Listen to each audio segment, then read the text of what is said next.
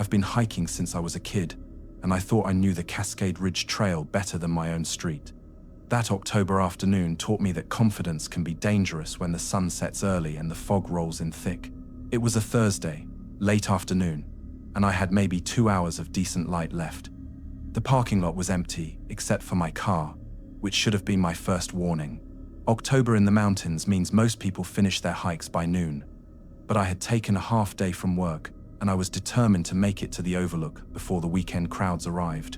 The trailhead looked different than I remembered. The leaves had turned that deep rust color, and they covered everything in a thick carpet that muffled my footsteps. The air smelled like wet earth and decay, that particular autumn scent that's almost sweet. I checked my phone one last time before heading in. Full battery, downloaded map, emergency contact set. I did everything right. The first mile was easy. I knew every switchback, every fallen log. The trail wound through dense pine forest, and the canopy blocked most of the fading light. My breath came out in small clouds. Temperature was dropping faster than I expected. I pulled my jacket tighter and kept moving. Then I reached the fork where the trail splits toward the ridge or down to the lake. I had been here dozens of times. I knew to go right, but something felt wrong. The trail markers looked different, faded. The right path seemed narrower than I remembered, overgrown with brush that scratched at my legs. I stood there for maybe 5 minutes, trying to figure out why everything felt off.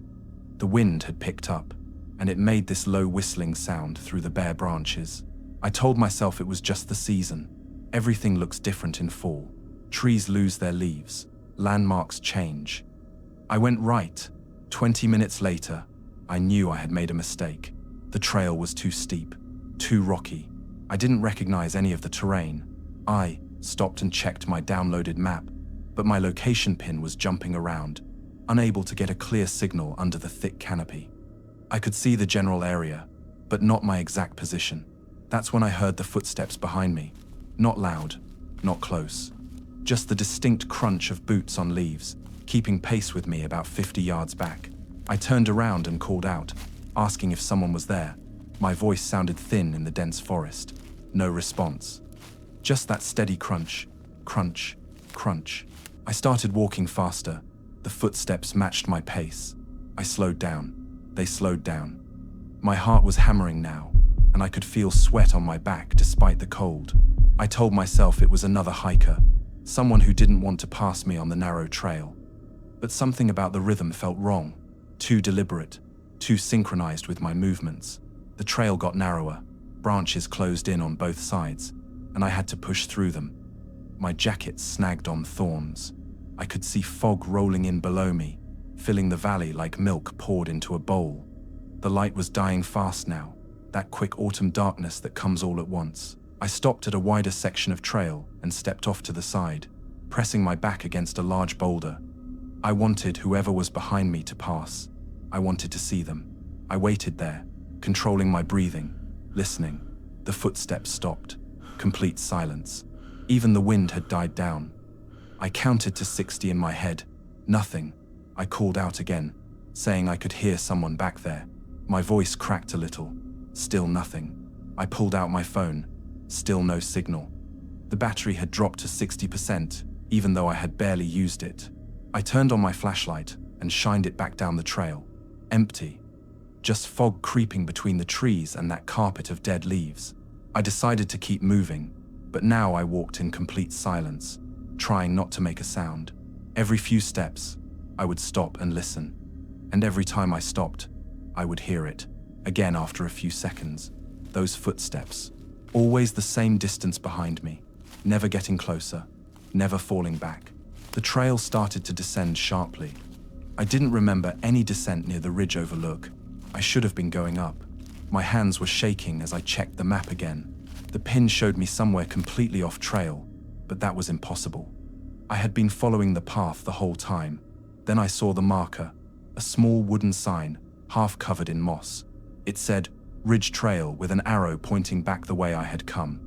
I was going the wrong direction, but I had been following the trail. The only trail. There was no other path. I turned around. The trail behind me looked different now. Narrower, almost invisible under the leaves.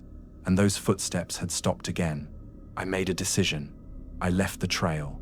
I headed straight downhill through the brush, using my phone's compass to guide me west toward where I knew the main trail had to be. Branches whipped at my face. I stumbled over hidden rocks. The fog was everywhere now, reducing visibility to maybe 20 feet, and I heard them again, the footsteps. But now they were in front of me, downhill, between me and safety. I stopped moving. My breath was coming in gasps. I tried to think logically. Sound carries weird in fog. It bounces off trees. It can seem like it's coming from a different direction. I was panicking, and panic makes you stupid. I sat down on a log and forced myself to breathe slowly. I counted to 10. I looked at my phone again. 5% battery. How was that possible? I turned off the flashlight to conserve power. That's when I saw the light through the fog. Not a flashlight. Something dimmer, yellower, like a lantern. It was moving through the trees parallel to my position, maybe 40 yards away. I watched it drift slowly from left to right, bobbing slightly, like someone was carrying it. I didn't call out. Something about that light felt wrong. Too steady, too slow. I stayed, completely still, barely breathing, watching it move through the fog. It passed behind a thick stand of pines and disappeared. My phone buzzed. 1% battery, but I had a single bar of signal. I immediately called my emergency contact, my brother. It rang once before dying. The screen went black. I was alone in the fog with no light and no phone, somewhere off trail in the mountains with maybe 30 minutes until full dark. And someone or something was out there with me. I started moving downhill again, faster now, not caring about the noise. I crashed through brush, slipped on wet leaves, caught myself on tree trunks. My ankle turned on a hidden root, and pain shot up my leg, but I kept moving. Behind me, I could hear movement now, not footsteps anymore. Something heavier, branches breaking. Like someone running. I ran too. The slope got steeper. I was half running, half falling, using trees to slow my descent. My lungs burned. That yellow light appeared again, closer now, off to my left. I could see it more clearly. It wasn't a lantern, it was a headlamp. Someone was pacing me, staying parallel, matching my speed through the trees. Then I broke through the fog line. Suddenly the air was clear, and I could see the valley below. And there, maybe 200 yards down, was the main trail. I could see the wooden fence that lined the overlook area. Safety. I looked back up the slope. The fog hung there like a wall. I couldn't see anything in it. No light, no movement, just that impenetrable grey. I half ran, half limped down to the main trail. When I reached it, I turned and stared back up at the fog for a long time. Nothing emerged. I was shaking, and not from the cold. I walked the 2 miles back to the trailhead in the dark, using the light from the trail markers to guide me. When I got to the parking lot, my car wasn't alone anymore. There was a park ranger truck parked next to it. The ranger was waiting by my driver's door. He asked if I was okay. He said my brother had called them reporting that I had tried to reach him from the mountain and the call had cut off. They had been about to organize a search. I told him I had gotten turned around, that I had taken a wrong turn and ended up off trail. He looked at me for a long moment. Then he asked which trail I had taken at the fork. I told him I had gone right, toward the ridge. He shook his head slowly. He told me that trail had been closed since last spring. A landslide had wiped out the bridge about a mile in. There were closure signs at the fork, big orange ones, impossible to miss. I didn't argue. I thanked him and got in my car. As I drove away, I looked in my rearview mirror. The ranger was still standing there, watching me leave. And behind him, at the edge of the parking lot where the trailhead began, I could see something else. A faint yellow light, just visible in the darkness between the trees. I drove home, and I never went back. I checked the Park Service website the next day. The Cascade Ridge Trail had been closed all season. The fork I remembered didn't exist anymore. It had been rerouted 5 years ago after storm damage. But I walked it. I followed something up that mountain, and something followed me back down.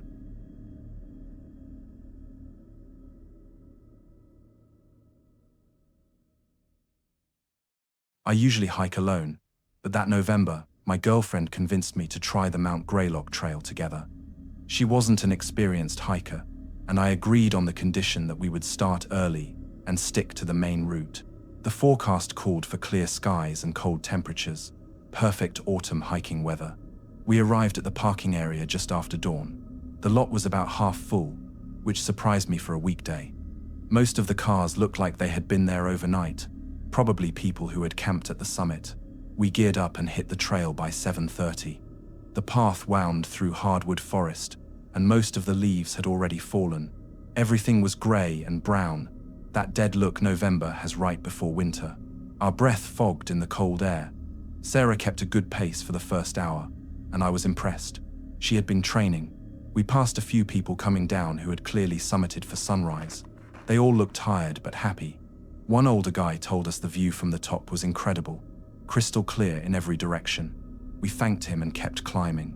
Around mile 3, the trail got steeper. Sarah needed more breaks, but she never complained. We were making good time. The sun was higher now, burning off the morning chill. I checked my watch, 9:45. We would reach the summit by 11, have lunch, and be back at the car by mid-afternoon. We rounded a switchback, and I saw 2 people sitting on a fallen log about 50 yards ahead. A man and a woman, both wearing matching red jackets. They were just sitting there, facing the trail, not talking. Something about their posture felt odd, too still. As we got closer, the man stood up and waved. He asked if we were headed to the summit. I said we were. He told us they were taking a break before pushing to the top. His girlfriend stayed seated, staring at the ground. Sarah asked if they wanted to hike together. I didn't like the idea, but I didn't want to be rude. The man said, "Sure, that would be great." He helped his girlfriend to her feet. She smiled at us, but it didn't reach her eyes. We started hiking together, the 4 of us. The man did most of the talking. He told us they had driven up from Connecticut that morning, that this was their first time on this trail. He asked a lot of questions about us, where we lived, what we did for work, if we hiked here often. I answered politely but kept my responses vague. Sarah was friendlier, telling them about her new job, about how I had been trying to get her into hiking for months. The girlfriend walked silently beside her boyfriend, never saying a word. After about 20 minutes, I noticed something strange. The man kept looking back down the trail, not casually, deliberately, like he was checking for someone. And each time he did, his hand would move to his jacket pocket. Sarah didn't seem to notice. She was focused on the climb, her breathing getting heavier. We were getting close to the tree line, where the forest opens up to exposed rock and wind. The man suggested we stop for water. We found a flat area just off the trail. I set down my pack and pulled out our bottles. The man did the same, but his girlfriend just stood there, arms at her sides, staring at nothing. Sarah asked if she was okay. The man answered for her, saying she was fine, just tired. But when Sarah offered her water, the woman flinched. Actually flinched, like Sarah was going to hit her. I caught Sarah's eye. She had noticed too. Something was very wrong here. I told them we needed to keep moving, that we wanted to make the summit by 11. The man nodded, but I saw his jaw tighten. He put his hand on his girlfriend's shoulder, fingers pressing hard enough that she winced. We started hiking again, but now I was paying attention to everything. The way the woman walked slightly ahead, like she was being pushed. The way the man stayed between her and us. The way he kept checking the trail behind us, more frequently. Now, we reached the tree line. The trail became rockier, more exposed. Wind hit us hard, and Sarah zipped up her jacket. The summit was visible now, maybe a quarter mile ahead. I could see the War Memorial Tower on top. That's when I heard voices behind us. A group coming up fast. 4 people, moving with purpose. The man heard them too. His head snapped around, and his hand went into his jacket pocket again. The group caught up to us quickly. 3 men and a woman, all in their 30s, all wearing serious hiking gear. The woman in the lead asked if we had seen anyone else on the trail. She was looking specifically at the couple in the red jackets. Before I could answer, the man stepped forward and said no, just us. The lead woman stared at him for a long moment. Then she looked at his girlfriend. She asked if everything was okay. The girlfriend opened her mouth but didn't speak. The man put his arm around her shoulders and said they were fine, just tired from the climb. But I saw his fingers dig into her arm. The lead woman didn't look convinced. She introduced herself as a state trooper, off duty. She said they had gotten a call about a possible domestic situation at one of the trailhead parking lots that morning. A woman had been seen being forced into a car. Red jackets, Connecticut plates. Everything went quiet. Even the wind seemed to stop. The man's hand was definitely in his pocket now. I could see the outline of something there. Sarah grabbed my arm. The other 3 hikers had spread out slightly, surrounding us on the narrow trail. The trooper told the girlfriend that she was safe, that if she needed help, they were here to provide it. She said it very calmly, very clearly. Her eyes never left the man. The girlfriend finally spoke. Her voice was barely a whisper. She said she wanted to go home. Not with him. Home. The man's face changed. All the friendly hiker act dropped away. He looked at the trooper and told her to mind her own business. He started to pull his hand out of his pocket. One of the male hikers moved fast. He was on the man in 2 steps, grabbing his wrist before whatever was in that pocket could come out. The other 2 closed in immediately. The man struggled, started yelling, but it was over in seconds. They had him on the ground, one knee in his back. The trooper had her phone out, calling for backup. She told us to move up the trail with her partner, to get clear. Sarah was shaking. I pulled her past them, up toward the summit. The girlfriend came with us, walking between me and the trooper's partner. We sat on the rocks near the memorial tower while everything got sorted out. The girlfriend told us she had been trying to leave him for months. That morning, he had shown up at her apartment and forced her into his car. He said they were going hiking, that they needed to talk. She thought if she went along, stayed calm, she might find a chance to get help. She had been looking for that chance all morning. And then we came along, and then the troopers came along, and everything happened so fast. Park rangers and police arrived within an hour. They hiked up with gear to handle the situation. We gave our statements. They took the man down the trail in restraints. The girlfriend was escorted down separately, wrapped in an emergency blanket, even though she wasn't cold. Sarah and I sat on the summit for a long time after everyone left. We didn't eat our lunch. We didn't take photos. We just sat there, looking out at the view the old hiker had said was incredible. And it was. You could see for miles in every direction under that clear November sky. But all I could think about was what would have happened if that group of hikers hadn't been behind us. If the trooper hadn't been on that trail. If the girlfriend hadn't found her voice in that moment. We hiked down in silence. At the parking lot, I saw that the Connecticut car was gone, towed by police. Sarah asked if I wanted to keep hiking together this season. I said yes. But maybe we should always let someone know exactly where we're going. Maybe we should always pay attention to the people around us. Because sometimes, the scariest thing on a mountain isn't the terrain or the weather. Sometimes, it's the person walking beside you.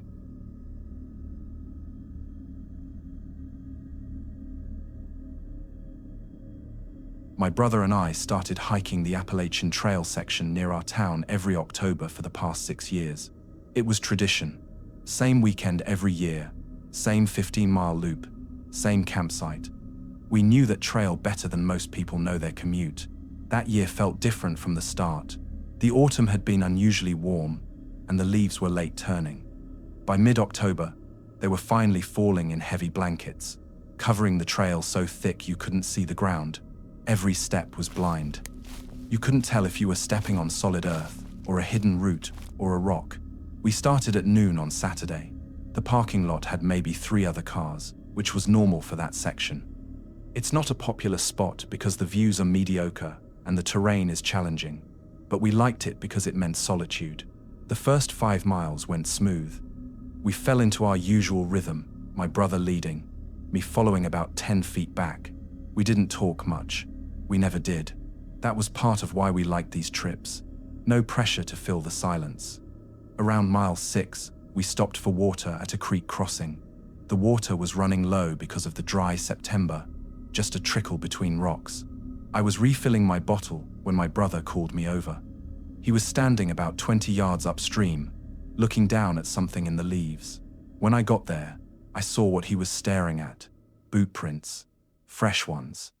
Leading from the creek, straight up the bank, into thick undergrowth, where there was no trail. We looked at each other.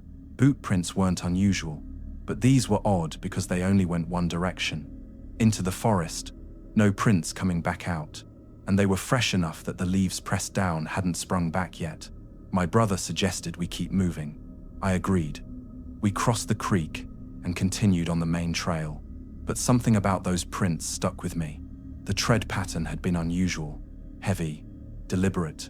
An hour later, we reached our planned campsite. It was a small clearing about 30 yards off the trail, marked by a stone fire ring that had been there for years. We always camped there because it was flat and had good tree coverage. But when we arrived, someone else was already there. A small tent, olive green, set up at the far end of the clearing. No fire, no gear visible outside the tent. Just the tent, zipped closed, completely still. We stood at the edge of the clearing, unsure what to do. Technically, it was first come, first served. We called out, "Hello." No response. We called out again, louder. Nothing. My brother walked over and knocked on the tent pole. The fabric moved slightly in the breeze, but no one answered from inside. He looked back at me and shrugged. He called out one more time, saying we were going to set up camp on the other side of the clearing if that was okay. Silence. We set up our tent about 40 feet away from the green one, trying to give whoever was in there privacy, but it felt wrong. The tent looked occupied. It was properly staked and taut, but there was no one around. No backpack, no shoes outside, no camp chair or cook gear. As we worked, I kept glancing over at it. The zipper was definitely closed from the inside. Someone had to be in there, but who camps in the afternoon with their tent sealed shut? We finished setting up and decided to make an early dinner. My brother started the fire while I got our food bags organized. The sun was starting to get lower, maybe 2 hours until dusk. The temperature was dropping. That's when we heard it, a long, low moan from inside the other tent. We both froze. The sound came again. It wasn't a voice. It was deeper than that, almost animal, but definitely human. My brother stood up and called over, asking if someone needed help. The moan came again, longer this time, then stopped. I pulled out my phone, 1 bar of signal. I told my brother we should call for help, get park rangers up here. He agreed. But before I could dial, we heard movement inside the tent. The fabric bulged like someone was crawling toward the zipper. We watched as the zipper slowly opened from inside. An inch, then another inch, painfully slow. I could see a hand pushing it down. The skin was pale, the fingernails dirty. My brother stepped toward the tent, asking again if they were okay, if they needed medical help. The zipper kept moving. The opening was maybe 6 inches now, wide enough to see inside. There was a face looking out at us. A man, probably in his 50s.